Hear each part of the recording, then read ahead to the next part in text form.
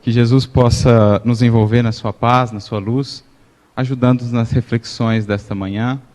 Nós consigamos aqui transmitir com clareza, com segurança, a nossa proposta a respeito da vivência do Evangelho.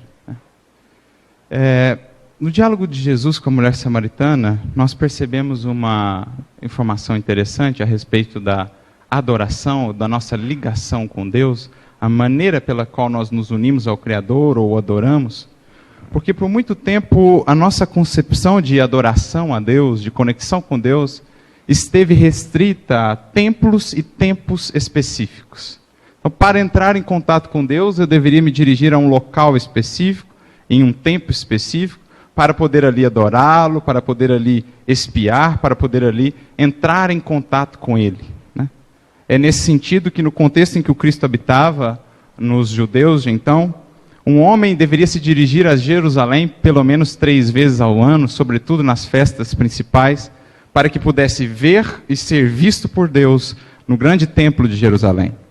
Então era essa a nossa concepção, como se essa união com Deus fosse uma união intermitente, para determinados momentos, e que muitas vezes era esquecida no restante da nossa vida, que não era levada a cabo ou não estava presente nas ações do cotidiano, muitas vezes.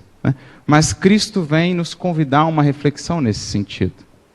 Vem nos ensinar ou nos orientar a efetivar essa união com Deus, não apenas em locais, em tempos específicos, mas aonde quer que estivéssemos, pela nossa maneira de agir no cotidiano. Ele mesmo, diante do templo de Jerusalém, diz: destruirei esse templo e edificarei um novo templo em 3 dias. Templo agora no coração da criatura humana, que pela maneira, pelos sentimentos que a albergasse, que a conduzissem na vivência do dia a dia, haveria de representar a legítima adoração ao Criador, adoração que passa pelas portas do coração. E é interessante, como falei, no diálogo de Jesus com a mulher samaritana, porque em determinado momento ela pergunta: dizem alguns, ou dizem os nossos pais, que é nesse monte que devemos adorar, outros dizem que é em Jerusalém que devemos adorar. Aonde, enfim, devemos adorar? Porque a ideia era que, para os judeus, o templo de Jerusalém, que ficava no Monte Sião, era o lugar sagrado por excelência, onde havia-se esse intercâmbio, esse contato com Deus. Então, para eles, era este o monte sagrado. Para os samaritanos, o monte era o Monte Gerizim, onde ali existia também um templo, onde ali se efetuava essa conexão com Deus. Então ela vem questionar: mas qual dos montes é efetivamente o monte que nós devemos adorar? Aí, para nós, depois que a gente reflete nisso, a fala de Jesus, a fé transporta os montes, ganha um novo sentido também. Como nos dizer assim, que você cria o monte de adoração através da sua exemplificação ou da altura espiritual que você alcança pela sua conexão do Deus no seu agir no dia a dia. Então a fé transporta os montes. Você é o templo, você constrói essa comunhão, você constrói essa união com Deus que pode e deve refletir em tudo o que você faz ao longo do dia. Porque a nossa vivência religiosa, a nossa experiência religiosa, na proposta do Cristo, não é algo que se restringe a apenas aquele momento dedicado semanalmente a essa busca. É algo que tem a proposta de renovar a nossa vida como um todo. Porque a gente vai percebendo que a vida é um todo indivisível. Não tem como eu ser religioso ou estar conectado com Deus em um lugar e não estar em outro. É preciso que essa conexão se firme em todos os aspectos, em todos os âmbitos da nossa vida. É por isso que Emmanuel vai dizer: com o Evangelho, com Cristo em verdade, nós estudamos a ciência divina da ligação com o Pai. É isso que o Evangelho vai nos auxiliar a fazer. Efetuar essa ligação que não seja mais intermitente, de momento, num tempo ou num tempo específico, mas a cada instante, pela maneira com que nós agimos, pela inspiração que nos conduz pelos caminhos da vida. É essa a proposta do Evangelho. O Evangelho é entendido como esse sol espiritual da nossa jornada, esse sol espiritual das nossas vidas. Porque assim como existe o sol que alimenta e sustenta toda a vida física no planeta, existe também no Cristo e em seu Evangelho, o sol moral da vida do planeta, que deve nos proporcionar os recursos para transformar essa vida espiritual, aquilatando, aperfeiçoando-a, tornando uma vida mais plena, mais feliz a partir dessa integração. Porque assim como todos os seres absorvem a energia do sol para suas vidas físicas, assim deverá ser para as nossas vidas morais. Absorver esse sol moral do Cristo e incorporá-lo à nossa vida, trazendo-nos mais vida. Por isso Jesus nos diz: eu vim para que vocês tenham vida e a tenham em abundância. Porque a vida se manifesta em várias escalas. Existir é muito diferente de viver. Viver com Cristo é viver cada vez mais entregue às realidades superiores, ao que de fato somos, desenvolvendo os nossos potenciais divinos e conquistando a felicidade que surge como consequência natural desse processo de desenvolvimento. Mas, ao longo dos tempos e dos séculos, esse sol moral que é o Evangelho do Cristo foi sendo abafado, foi sendo obscurecido, eclipsado pelos nossos desvios e deturpações. Nós fomos restringindo até mesmo o acesso físico a esse Evangelho àqueles que se dedicavam a uma vida puramente religiosa. Por muitos séculos, o Evangelho esteve trancafiado dentro de mosteiros e conventos, ao acesso de muito poucos. E as instituições que deveriam refletir a grandeza e a luz desse Evangelho acabavam se obscurecendo pela busca de interesses puramente políticos e materiais. Nós fomos essas instituições que deixamos ao longo dos séculos, nós éramos os responsáveis por isso, de refletir para o mundo o sol do Evangelho. Era preciso resgatar este Evangelho para que ele estivesse presente na nossa vida cotidiana. E há um versículo que muito me chama a atenção no chamado Sermão Profético do Mestre, no capítulo 24 de Mateus, versículo 29. Quando ele fala das realidades futuras do orbe, sobretudo dos momentos de transição, os momentos de aferição de valores, os momentos de aflições e calamidades, sobretudo calamidades morais, pelas quais vivenciaríamos ou passaríamos e que estamos passando agora. E no versículo 29 ele diz assim: o sol escurecerá, a lua deixará de produzir a sua luz, ou de refletir essa luz, então as estrelas do céu cairão e as potências do céu serão abaladas. A nós parece fantástico isso, né? O sol vai escurecer, mas como isso é possível? A lua vai deixar de trazer a sua luz, mas o que Jesus quer dizer com isso? Mas se nós entendemos o sol como o Evangelho e o Cristo, a lua que tem a tarefa de refletir a luz do sol, do Cristo, nós começamos a entender o que queríamos dizer, ou o que Jesus queria dizer com isso. O sol que aos poucos foi sendo eclipsado, a lua que deixou de cumprir a sua função de refletir a luz do sol, representando o quê? As instituições humanas, e sobretudo os cristãos, que teriam essa tarefa de ser um reflexo para o mundo da luz solar, do Cristo. Mas ele disse que quando isso acontecesse, as estrelas cairiam do céu, e as potências do céu seriam abaladas. E aí a gente abre o Evangelho segundo o Espiritismo, no prefácio diz assim: os Espíritos do Senhor, que são as virtudes do céu, ou as potências do céu, qual imenso exército sob o comando ou sob as ordens dele, vem trazer de volta à terra, semelhante a estrelas cadentes, a luz que haverá de restabelecer as coisas no seu verdadeiro sentido. É ou não é uma vinculação interessante? Quando o sol e a lua deixarem de produzir a sua luz, as estrelas caíram do céu. Estrelas quem? Que estrelas? Os Espíritos do Senhor, que com a codificação espírita, por todas as partes do mundo, voltaram com o objetivo de resgatar, restaurar o brilho deste sol para a humanidade. Como condição essencial para a construção do porvir, desta nova era, que será construída sobre as bases das leis divinas, exemplificadas de maneira inigualável pelo Cristo no seu Evangelho. Então, essa proposta da doutrina espírita, essencialmente falando, resgatar esta luz para o mundo. remover esse eclipse que nós fizemos para com o sol do Evangelho do Cristo. Trazer novamente essa luz para orientar os nossos caminhos. É por isso que quando Kardec questiona os espíritos, na questão 627 do Livro dos Espíritos, se Jesus já ensinou todas as verdades divinas, o que vocês, os espíritos, têm a nos ensinar? Qual o papel de vocês? E a resposta deles é interessante. Jesus falava por parábolas e alegorias, segundo os tempos e os lugares. Obviamente, que queriam dizer com isso que a mensagem do Cristo é eterna, imperecível, não está restrita a um povo, uma cultura, a um tempo.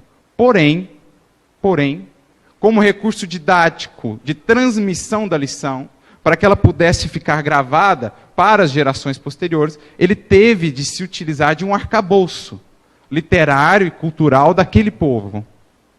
Ele teve de revestir a essência eterna por uma forma perecível, consciente de que com a nossa maturidade seríamos capazes de transpor a forma em busca da essência. E é isso que a doutrina espírita vai nos auxiliar a fazer. Porque dizem eles na sequência da resposta, é preciso agora que os ensinamentos do Cristo estejam claros para todos, para que ninguém possa interpretar a seu bel prazer as leis divinas. E para que ninguém possa pretextar ignorância ou desconhecimento dessas leis a partir, ou quando chegasse no mundo espiritual, por exemplo. Para que fique claro para todos, para auxiliar a todos a vivenciá-las no dia a dia. Essa é a proposta. Ela vai nos conceder ferramentas, ou como ele diz no prefácio, na introdução do Evangelho segundo o Espiritismo, a doutrina espírita nos dá as chaves para abrir o cofre dos tesouros eternos que estão inseridos nessas lições aparentemente simples e singelas, mas profundamente simbólicas do Evangelho. A doutrina espírita de um lado, o estudo da cultura e da sociedade, então, por outro, vão nos trazendo elementos para a gente ir mais fundo no texto. Deixando a fixação na letra, que por tantos séculos promoveu guerras, distinções, divisões, sectarismo, e alcançando a essência eterna, que nos une a todos por ser universal, por ser imperecível. Então é essa a ideia. Kardec, no livro A Gênese, quando vai comentar justamente o sermão profético, lá no capítulo 17, das predições, no item 56 ele vai definir esse processo de transição em 3 partes principais, comentando o sermão profético. Ele diz assim, a primeira parte são as aflições ou as calamidades, sobretudo morais, que haverão de marcar essa transição. E não é para assustar isso. Nós estamos inseridos, nesse momento agora, nós estamos vivendo essas calamidades morais. Milhões e milhões de criaturas em conflitos existenciais e espirituais tremendos. Suicídio, depressão, ampliando seus tentáculos de maneira jamais antes vista. Então nós já estamos vivenciando isso. Mas ele diz, a segunda etapa, segundo passo dessa transição, a restauração do Evangelho em sua pureza primitiva. Resgatar esse Evangelho do Cristo, pautado em atos, pautado na simplicidade e não naquela série de elementos exteriores que nós fomos adicionando depois, que nos desviavam do foco central da vivência e da mudança de nós mesmos. Porque a gente sabe muito bem o porquê nós fizemos essas adições. Porque era muito difícil mudar. Então é mais fácil terceirizar e transferir para Jesus toda a responsabilidade pela mudança do orbe, sem que atentássemos que essa construção do reino de Deus na terra, desse reino de paz e fraternidade, começa pela construção desse mesmo reino em cada coração. Então essa é a segunda etapa, resgatar esse Evangelho na sua pureza primitiva. Esse é o objetivo da doutrina espírita, para que se possa alcançar o terceiro passo, o reinado de bem, da paz e da fraternidade universais, presidido pelo próprio Cristo, que será marcado pela vivência desse código moral do Evangelho, que em essência perpassa todas as religiões do globo, e essa será a característica marcante dessa nova era, Então nós temos 3 passos. E aí a gente começa a entender melhor todo o enfoque, o investimento da espiritualidade superior nesse resgate, nesse estudo do Evangelho agora mais esclarecido pela ciência e pelos desdobramentos das leis espirituais que a doutrina nos traz. Começou Kardec com o Evangelho segundo o Espiritismo, abrindo essa senda, vamos dizer assim, abrindo essa vereda, mas deixou aí o caminho inicialmente aberto para que muitos outros viessem depois, trazendo essa nova concepção. E existe um companheiro que, na melhor dizendo, uma dupla, que quanto mais nós estudamos o Evangelho, mais nós mergulhamos nesse estudo, mais nós sentimos gratidão por essa dupla. Que tem sido verdadeiramente um pai espiritual para todos nós, um orientador nessa senda, que dedicou boa parte da sua lavra mediúnica a isto. Que é o nosso querido benfeitor Emmanuel, juntamente com o nosso querido Chico. Ele que abriu essa senda na doutrina espírita de reflexão do Evangelho, agora iluminado pelos recursos que a doutrina espírita nos traz. Dedicou boa parte das suas mensagens, dos seus comentários, para esclarecer para nós o Novo Testamento. Ele que funcionava como uma ponte entre a espiritualidade superior e nós outros, que ainda estamos aqui engatinhando na compreensão e na aplicação do Evangelho. Ele que era o emissário de Paulo, de Estevão, de Pedro, daqueles que escreveram mesmo o Evangelho para conosco. Que subia as esferas espirituais superiores para estudar com eles e depois compartilhar conosco através da série Fonte Viva, por exemplo. Diz ele que se sentia um crocodilo lá estudando com esses irmãos. O que nós sentiremos começando aqui a nossa seara de estudo? Se ele é um crocodilo, nós somos o quê? De lagartixa para baixo, né? Mas essa é a ideia. Ele vem lançar essas sementes, renovando o movimento espírita, trazendo ares novos. Sementes que foram logo acolhidas por alguns irmãos, esses prepostos aí que começaram com muita dificuldade, abrindo os caminhos, como o nosso querido Honório, que lá em Belo Horizonte, no Grupo Espírita Emmanuel, fundou o Estudo Miudinho, que tem sido seguido aí, tem disseminado tantas sementes positivas. Nosso querido Luiz tem dado continuidade agora, trazendo para nós esses recursos para a gente ampliar a nossa visão. Mas eu gostaria de trazer aqui, refletir a respeito de o prefácio do livro Caminho, Verdade e Vida, do Emmanuel, que é a primeira obra, vamos dizer assim, especificamente voltada para esse estudo. Aqui ele vai nos trazer a dimensão desse resgate do Evangelho para aplicação na nossa vida cotidiana. Para a gente ter a importância, a dimensão da importância disso. Eu peço, vendo aqui para ler, porque é um pouco extenso essa abertura, mas o Emmanuel vai dizer assim que, por muito tempo, o Evangelho esteve resumido para nós, ou reduzido, a um breviário para genuflexório. Isto é, um livro em que você lia no momento de oração, se emocionava ali, mas depois você fechava e esquecia aquilo até a semana seguinte, quando você voltava para ler de novo. Ou aquele livro que ficava aberto em casa, mas que nunca era sequer analisado, sobretudo, ou muito menos, meditado para que aquilo pudesse se converter em aplicação no nosso cotidiano. Então ele vai começar o prefácio, uma parte do prefácio ele vai dizer assim: no imenso conjunto de ensinamentos da Boa Nova, cada conceito do Cristo ou de seus colaboradores diretos adapta-se a determinada situação nas vidas ou no caminho do Espírito. Então é como se ele dissesse assim: o Evangelho é um conjunto de pérolas.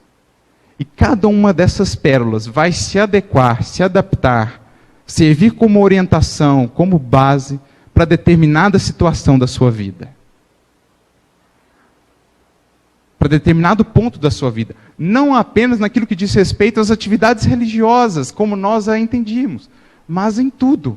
Nas atividades de relação em família, no trabalho, com você mesmo, as atividades de relacionamento conjugal. No Evangelho encontraremos todas as respostas, ou o princípio das respostas, para tudo aquilo que a gente encontrar de dificuldade na jornada. Seja em que ponto estivermos da caminhada com o Cristo. seja no nível de consciência em que estivermos nessa jornada. Porque o mesmo evangelho que alimenta nós outros, nos orientando, nos inspirando, é o evangelho que um Asclépios está estudando em esferas onde nem a forma existe mais. Eu me lembro desse caso do Asclépios, Obreiros da Vida Eterna, capítulo 3. Para a gente ter uma dimensão de quem era Asclépios, para ele aparecer em nosso lar, foram precisos médiuns de materialização, para ele aparecer materializado dentro de um quadro. Para a gente ver o nível de desmaterialização desse espírito. O André acha que ele é de Júpiter até. Esse aí é de Júpiter. Mas o benfeitor fala, não, ele é da Terra mesmo. Só que ele é de esferas da Terra, onde a forma não existe mais como a concebemos. Mas o mais interessante é o livrinho que ele traz debaixo do braço. Porque ele vai aparecer ali para trazer algumas orientações para trabalhadores, coordenadores de trabalho na crosta. Então, cada coordenador tinha um tempo ali para falar, então ele ficava ali ouvindo o Asclépios, o coordenador desfiava ali o rosário de dificuldades, e ele só ouvindo, com paciência, com compreensão. Quando cada um terminava a sua fala, ele abria esses pergaminhos e lia um versículo. O pergaminho que estava debaixo do braço era o mesmo evangelho que nós estudamos aqui. Ou seja, ele lá estuda o mesmo evangelho que nós estudamos aqui. A questão é, com a mesma visão? Com a mesma profundidade? E essas respostas dele surpreenderam tanto que, como eles estavam acostumados com o palavrório, diz André Luiz, eles não entendiam aquela resposta sucinta. Porque eles simplesmente liam o versículo e não falavam mais nada. Como a dizer assim, meu filho, todas as respostas que você busca estão no Evangelho, o resto é desdobramento disso. O resto é explicação. Mas como ele percebeu o constrangimento que ficou no ar, ali em nosso lar, ele deu uma breve explicação a respeito de cada versículo. Mas ao final ele diz assim para todos, à medida que nós vamos despertando para nossas responsabilidades, nós vamos entendendo que a resposta para todas as dificuldades e percalços do caminho deve ser buscada com o supremo orientador da terra. Cada espírito, filho e herdeiro de Deus, é um mundo em si mesmo, com suas leis e características próprias. Somente Jesus tem suficiente autoridade para transmitir indicações individuais para os discípulos. Como nos dizer que todas as pérolas estão aqui. É isso que Emmanuel está falando. E cada uma se adapta a determinada situação da nossa vida. É essa a ideia. Mas aí ele prossegue. A lição do mestre não constitui tão somente um impositivo para os mistérios de adoração. O evangelho não se reduz a breviário para o genuflexório. É roteiro imprescindível para a legislação e administração, para o serviço e para a obediência. Não apenas no momento que a gente vai na casa espírita, mas para a legislação e administração da nossa vida e um dia da vida das coletividades, quando elas serão regidas pela fraternidade, pela harmonia, pelo amor e caridade do Evangelho do Cristo. Um dia todas as leis humanas serão inspiradas nisso. E nesse dia nós prescindiremos de leis humanas, porque as leis já estarão todas gravadas no coração de cada um. Cada um será o seu próprio tribunal, o seu próprio juiz. Prescindiremos dos tribunais. Como diz Emmanuel, chegará o dia em que os tribunais serão fechados na terra. Chegará um dia, está longe ainda, mas chegará um dia. Para o serviço e para a obediência. Para o nosso serviço cotidiano, na casa espírita, mas também o serviço profissional, que isso também é servir a Deus, é adorar a Deus. E para a obediência. Obediência é o quê? As leis divinas, a nossa consciência, em todos os âmbitos da nossa ação. E aí ele prossegue. Cristo não estabelece linhas divisórias entre oficina e templo. Nós somos quem criamos, nós fomos aqueles que criamos essa divisão. Mundo profano e mundo religioso. Essa divisão não existe para o Cristo, porque tudo é de Deus. Toda a terra é seu altar de adoração, diz Emmanuel, assim como seu campo de serviço. Não é verdade isso?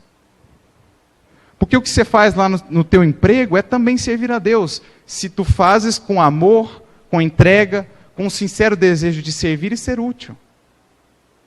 Você cozinhando para sua família é adoração a Deus. Tem um gesto de carinho maior do que esse? O pai que levanta todos os dias de manhã para ir trabalhar e sustentar a casa, ou a mãe também. A mãe que cuida dos filhos, que vela um filho à noite quando doente, isso tudo é adoração a Deus. Nós é que criamos essa ideia de que para adorar a Deus eu preciso ir em algum lugar. Claro que as casas religiosas existem como escolas benditas de fraternidade e de espiritualização. Mas tudo que a gente aprende lá é para levar para o mundo e adorar a Deus através dos nossos atos. E aí o Emmanuel prossegue. Por louvá-lo nas igrejas e menoscabá-lo nas ruas, é que nós temos naufragado por muitas vezes ao longo dos séculos, por nossa própria culpa. Então entrávamos ali nas igrejas, louvávamos ao Cristo, nos emocionávamos, portas afora, voltávamos a ser os mesmos, esquecidos das lições de fraternidade e amor que ele nos apresentava. Então o que Emmanuel está trazendo nesse prefácio é a ideia de que o Evangelho vai ser resgatado para que ele seja um orientador não só para a nossa vida, entre aspas, religiosa, mas para a nossa vida em qualquer situação. Ele é esse condutor de tudo que a gente faz. Por isso, no parágrafo seguinte, ele vai dizer assim: espera o Cristo, que nós convertamos o seu evangelho de amor e sabedoria em, primeiro, companheiro de prece. Então o evangelho, um dos aspectos que ele vai atuar é sublimando o nosso diálogo com Deus. Porque aí o nosso diálogo com Deus por meio da prece vai deixando de ser apenas aquele petitório sem fim, em que nós muitas vezes queremos dar ordens a Deus, sem atentar para aquilo que Deus haveria de nos instruir sobre como proceder. Porque na maioria das vezes a gente quer dizer a Deus o que Ele tem de fazer, mas raros de nós quer ouvir de Deus o que fazer. Pai, faça isso, Pai, faça aquilo outro, mas raras vezes pedimos: Pai, me dê sabedoria e instrução, clareza, lucidez, para entender o que você quer me ensinar por meio dessa dificuldade e como eu devo proceder aqui, segundo a tua vontade. Porque o infinito amor e a infinita sabedoria do universo é Ele, não nós. Então o Evangelho vai nos orientando primeiro, como companheiro de prece, a como aprimorar esse diálogo com o nosso Pai, criando uma conexão mais clara pelas vias da intuição, da inspiração, com Ele. Segundo, convertê-lo também em livro escolar no aprendizado de cada dia. Livro escolar, como estudantes. Porque o que o Evangelho vai fazendo com a nossa visão para a vida e para com as pessoas? Vai renovando a nossa visão, trazendo-nos mais luz interior para que a gente enxergue as situações e as pessoas como elas são. Ou melhor, para que a gente consiga enxergar o bem em cada pessoa e em cada situação. E extrair sempre, naquilo que a gente encontra no dia a dia, o melhor. Porque a maneira pela qual nós enxergamos a vida denota o quanto nós já avançamos ou não nessa caminhada. Ou a luz que já conseguimos acender no nosso mundo íntimo. Jesus nos dizia isso: o teu olho, o teu olhar é a candeia da tua alma. Se o teu olho é bom, se o teu olhar é bom, o teu corpo é luminoso. Mas se o teu olhar é ruim, o teu corpo está em trevas. O que Jesus queria dizer com isso? Se você olha para a vida e para as pessoas e consegue enxergar apenas coisa ruim, apenas desânimo, apenas desesperança, cuidado. Esse problema, na verdade, está dentro de você, não no mundo. Porque a vida nos devolve aquilo que nós damos a ela.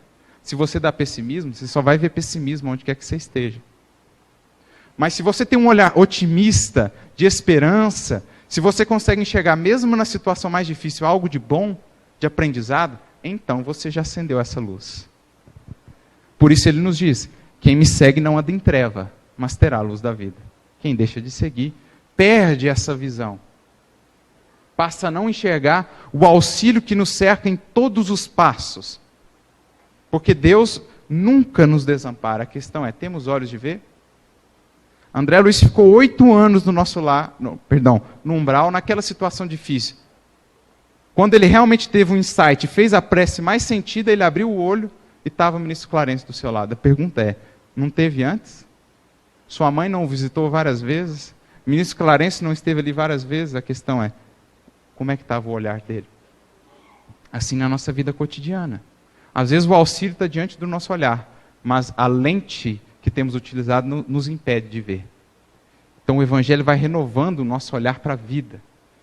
Você vai conseguindo extrair lição de tudo o que te acontece. Porque nada é acaso. Depois, ele vai converter também o Evangelho em fonte inspiradora de nossas mais humildes ações no trabalho comum. Fonte inspiradora das nossas mais humildes ações no trabalho comum. Ou seja, o Evangelho passa a ser uma inspiração para tudo aquilo que você vai fazer. Esse amor que o Cristo nos propõe, essa conexão com Deus, passa a nos orientar na vida religiosa, na vida profissional, na vida em família, na vida particular, em tudo aquilo que a gente faz, a gente passa a tomar Jesus como guia e modelo. Como a Luísa deve ter trabalhado aí, Jesus como esse orientador. O que Jesus procederia ou faria aqui? Claro que a gente não vai conseguir de pronto fazer igual, mas a gente pode se inspirar para fazer pelo menos o que nos cabe já, ou o que conseguimos. É assim que se evolui, buscando sempre fazer o melhor, e a partir do momento que a gente busca fazer o melhor, esse esforço de ascensão amplia nossos horizontes. E por fim, esse evangelho também vai ser convertido em código de boas maneiras no intercâmbio fraternal. Então ele vai orientar as nossas relações. Porque este é, em suma, o objetivo de todas as religiões, sobretudo do Evangelho, é, primeiro, nos ensinar a relacionar com Deus, mas esse relacionamento tem que refletir-se no relacionamento com o próximo. Toda religiosidade que não aprimora, aperfeiçoa o nosso relacionamento com o próximo, não tem cumprido ou alcançado o seu objetivo. Então a gente vai passar a lidar com os outros como Jesus lidava, passar a enxergar nos outros o bem que já trazem. Porque a gente começa a compreender que todo o mal que o outro ainda traz é transitório. Mas o bem que ele já traz, esse é eterno e só tende a aperfeiçoar. Notícia boa. Tudo que é de mal em você, toda imperfeição, tem data de validade. Notícia boa, ao dobro. Tudo que é de bom em você só vai melhorar. É esse o olhar de Jesus para com as pessoas. Ele via em cada uma delas o potencial no bem.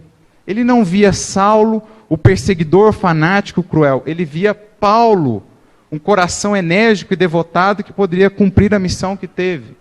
Ele não via Pedro, o apóstolo preconceituoso, intransigente, duro. Ele via Pedro, a rocha viva da fé, que seria o sustentáculo do cristianismo nascente. Então, esse é o olhar do Cristo. Como diz Emmanuel, perante o teu irmão, alimenta a boa parte dele. A vida converterá o mal em detritos e o Senhor fará o resto. Então, diante de cada um, nós somos convidados a alimentar o bem nele. A vida vai tomar conta do mal, vai converter esse mal em detritos, e o Senhor fará o resto. Essa é a proposta com Jesus.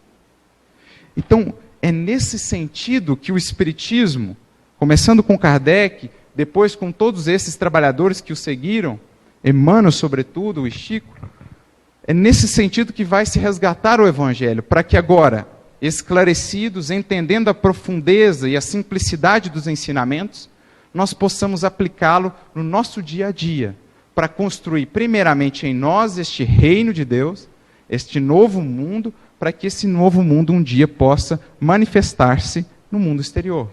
Por isso, ao falar do reino, Jesus o comparava a uma semente, que começa a se desenvolver no interior do solo de nossos corações, para depois que germinar e frutificar para o mundo exterior. Essa é a ideia. Primeiro dentro do solo, depois para o mundo externo. O reino de Deus é essa sementinha. Mas, um ponto para encerrar que acho importante. Conhecer o Evangelho é a primeira etapa. Por mais que seja essa visão esclarecida, de nada nos adiantará se ficarmos só no conhecimento. Porque tenho refletido muito, meditado muito nisso ultimamente. Tomar um cuidado que às vezes pode ocorrer com nós que lidamos na seara de divulgação. Que às vezes a gente incorre no risco de estudar para palestrar apenas. Porque quando eu estudo para palestrar, eu abro mão do compromisso que tenho com a minha própria transformação. Então eu estudo apenas para gravar aqui e poder transmitir como um microfone para vocês. Mas se não há um mínimo esforço de minha parte por buscar vivenciar isso, as minhas palavras aqui seriam como apenas barulho. Então o compromisso é primeiramente conhecer, mas é preciso galgar os degraus seguintes.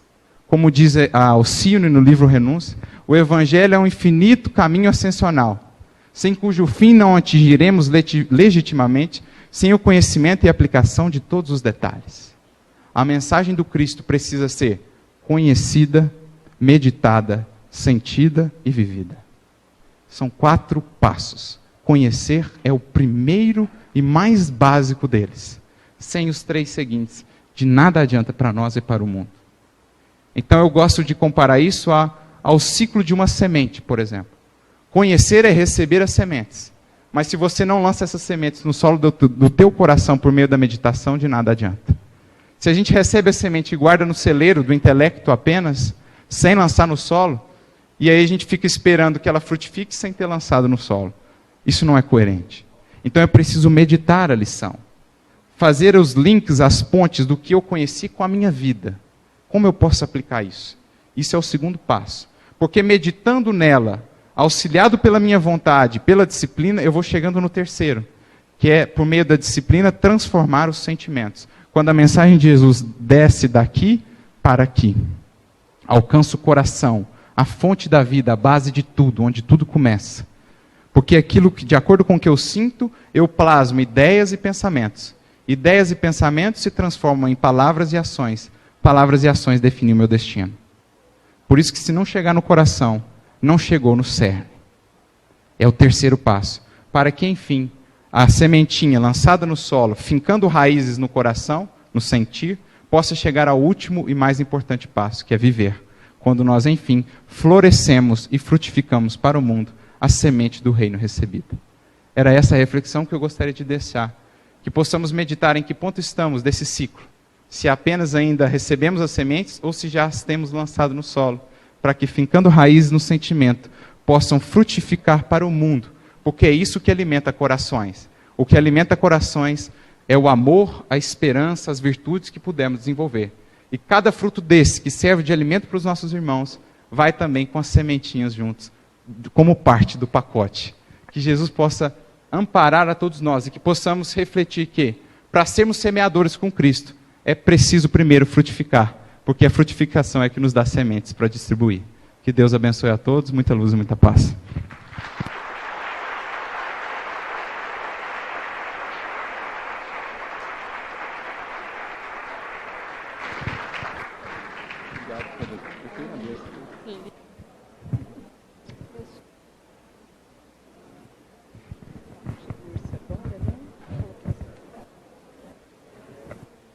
Nós agradecemos ao Arthur, agradeço ao CRE, na pessoa da Neuza, que nos deu esse presente, de ouvir o